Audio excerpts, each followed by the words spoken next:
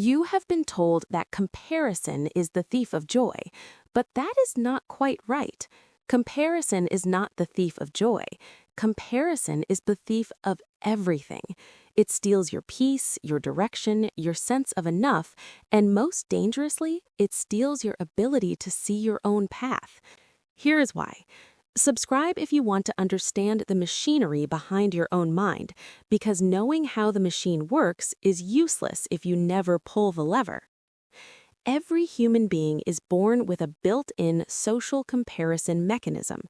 Thousands of years ago, this mechanism kept you alive. You needed to know if you were stronger than the person next to you. You needed to know if you had more food, better shelter, higher status, because status meant survival. Those who fell too far below the tribe did not make it. Your brain is still running that same software, but the world has changed. You are no longer comparing yourself to the 10 people in your immediate tribe. You are comparing yourself to millions of people you will never meet, people who have been carefully selected, edited, filtered, and staged to show you only their highlights. And your brain, ancient and unsuspecting, treats these highlights as reality. This is not a moral failing, it is a design flaw, and until you understand it, you will remain trapped in a game you cannot win. If this resonates, hit subscribe, not because you need another channel in your feed, but because you need a reminder that the comparison game is rigged, and the only way to win is to stop playing. When you compare your behind the scenes to someone else's highlight reel, you are not being fair to yourself. You are being cruel. You are taking your own messy, incomplete, struggling reality and holding it up against a curated performance. And then you are concluding that you are behind, that you are failing, that everyone else has figured it out and you have not. But here's what you do not see. You do not see the hours of frustration behind the finished project. You do not see the arguments behind the smiling couple photo. You do not see the debt behind the vacation pictures. You do not see the loneliness behind the crowded party. You see what they want you to see, and you compare it to what you do not want anyone to see. That is not a competition. That is a trap. There is a concept in psychology called upward comparison. It's when you compare yourself to someone you perceive as better off than you. Upward comparison can be motivating in small doses. It can show you what is possible. But in large doses, it is destructive. It triggers a cascade of negative emotions: envy, inadequacy, shame, and hopelessness. Your brain releases stress hormones. Your motivation craters. You stop moving because moving feels pointless. Why try when you are already so far behind? The opposite is downward comparison, comparing yourself to someone worse off. This can provide temporary relief, at least I am not that person, but downward comparison is shallow. It does not build anything. It just makes you feel slightly less bad about where you are.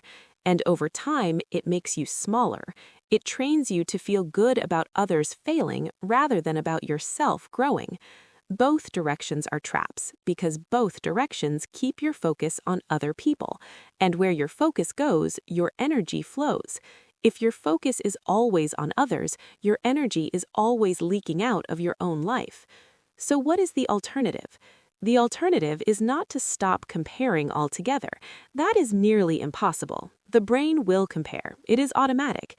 The alternative is to change what you compare against. Instead of comparing yourself to other people, compare yourself to the person you were yesterday. This is called temporal comparison, and it changes everything. When you compare yourself to your past self, you take your power back. You are no longer waiting for the world to give you a favorable ranking. You are no longer depending on others being worse or better to determine how you feel. You are looking at a single data point: you. Were you better today than yesterday? Did you move forward? Did you learn something? Did you show up?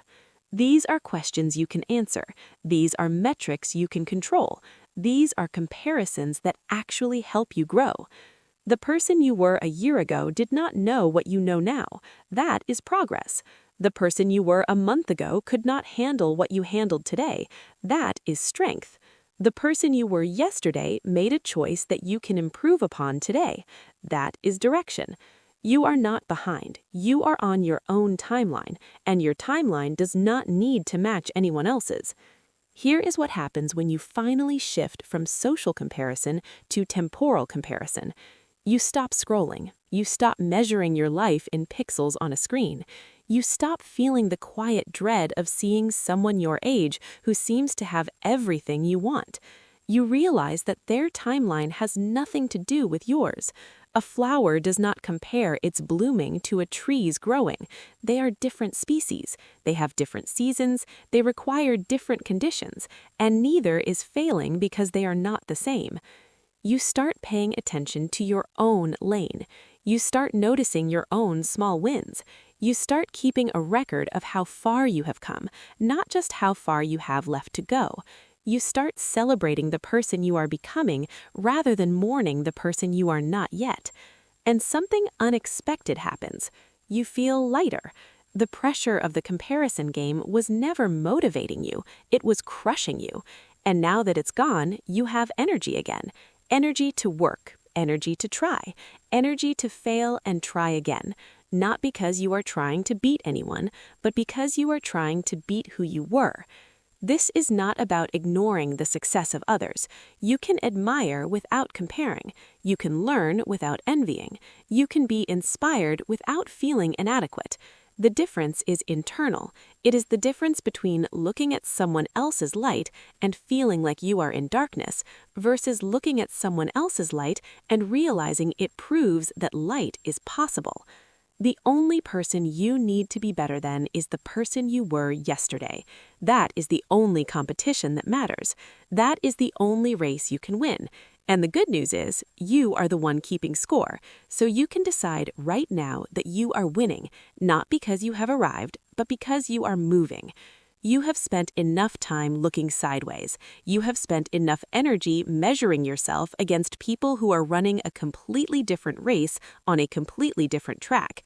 You have wasted enough mornings feeling behind before you have even begun. Today, close the other tabs. Put down the measuring stick you have been using to compare yourself to strangers. Turn your eyes forward. Look at the path beneath your own feet. Take one step. Tomorrow, take another. Compare today's step to yesterday's step, not to someone else's sprint, not to someone else's head start, not to someone else's highlight reel. Just your step, just your direction, just your becoming. That is the only comparison that will ever set you free. If you are ready to stop comparing and start becoming, subscribe.